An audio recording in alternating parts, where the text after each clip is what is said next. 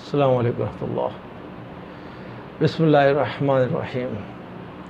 الحمدللہ وحدہ والصلاۃ والسلام علی من لا نبی بعدہ. میرا نام سید عابد محمود.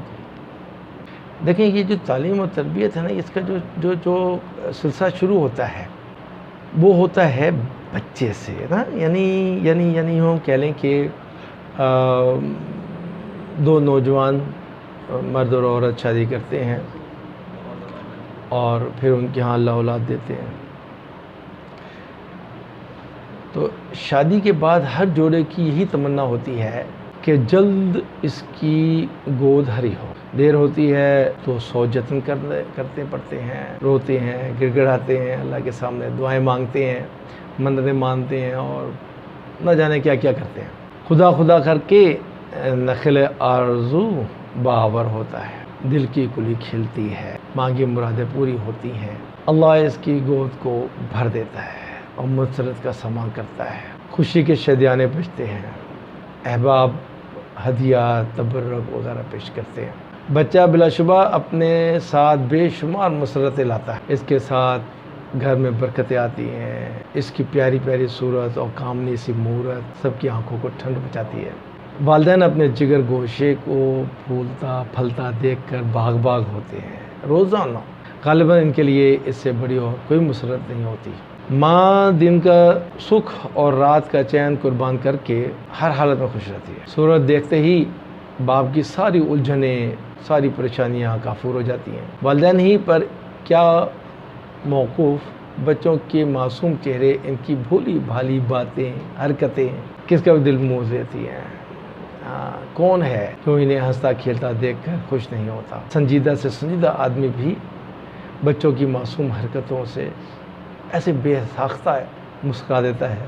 جنت کے ان پھولوں کے کھلنے سے ہر گھر میں رونق اور ہر چمن میں بہار آ جاتی ہے. چاروں طرف مسرت کی ہوائیں خوشبو پھیلتی ہے اور ہر ایک کو گدگداتی ہے. پودے لہراتے ہیں، پرندے چہچہاتے ہیں، کلیاں مسکراتی ہیں اور پھول ہنستے ہیں.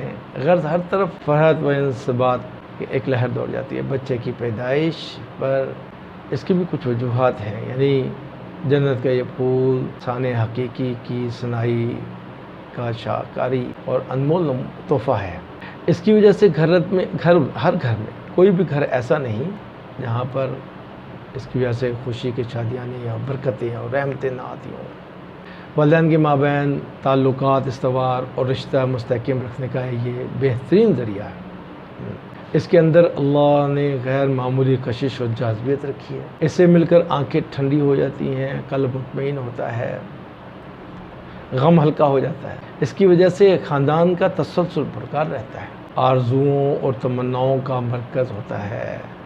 مستقبل میں اس سے طرح طرح کی امیدیں باندھی جاتی ہیں. ایسی امیدیں وابستہ کی جا سکتی ہیں. معاشرے میں اکثر یہ چیزیں عام ہیں. ظاہر ہے ایسا جو بے بہا تحفہ ہے اور ایسی نعمت ہے، کون بد نصیب مسرور نہ ہوگا.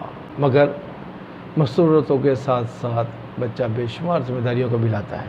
خوش دلی سے اس کو پالنا پوسنا، شفقت و محبت کا برتاؤ کرنا، ہمدردی و دل سوزی سے اسے سکھانا پڑھانا، اس کی اخلاقی تربیت کرنا، بتدریج سے پسندیدہ عادات اس کا ڈلوانا، مختلف مواقع کا آداب سکھانا، مہذب طور طریقے سکھانا، عقائد کو نکھارنا، اعمال کو سدھارنا، اخلاق کو سنوارنا، صحبت و عافیت و ترقی و کامرانی کی فکر کرنا. یہ سب وہ اہم ذمہ داریاں ہیں جو بچے کے ضمن میں والدین پر عائد ہوتی ہیں. اللہ آپ لوگوں کو بہت جزائے خیر دیں. آپ اس ویڈیو کو بھی پورا دیکھیں، دوسروں کو شیئر کریں، لائک کریں اور اپنے کمنٹس دیں.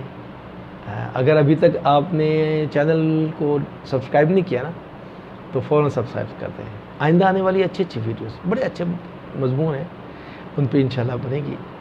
اور بیل آئیکن کو بھی دبا دیں تاکہ بر وقت ویڈیو جیسی اپلوڈ ہو آپ کو مل جایا کرے. پھر دوسرے جو ہمارے جو ساتھی ہیں آپ کے باقی سوشل میڈیا کے ذرائع ہیں، فیس بک ہے، ٹویٹر ہے، لنکڈ ان ہے، آپ کا واٹس ایپ ہے، جن لوگوں سے جن ذرائع سے بھی آپ سوشل میڈیا پہ ہیں اور گروپس میں ہیں، ان ویڈیوز کو وہاں پر آپ شیئر کریں اور ان لوگوں کو بھی کہیں کہ وہ بھی اس میں بڑھ چڑھ کر اس عظیم کام کے اندر حصہ لیں، دوسروں کو بھی اس میں شامل کریں۔ انشاءاللہ جتنا ہم سب لوگ اس میں شامل ہوں گے، اس کو بڑھائیں گے چڑھائیں گے، انشاءاللہ ہماری آنے والی نسلیں وہ بہتر ہو جائیں گی اور اللہ سبحانہ و تعالیٰ آپ سے خوش ہوگا، سب کو اللہ جو ہے نا وہ کامیاب کر دے گا۔ بہت بہت شکریہ بھی، اللہ آپ کو جزائے خیر دے، دعاؤں کی درخواست ہے۔ انشاءاللہ پھر ہم اگلی ویڈیو میں ملیں گے۔ جزاکم اللہ خیر، السلام علیکم ورحمۃ اللہ۔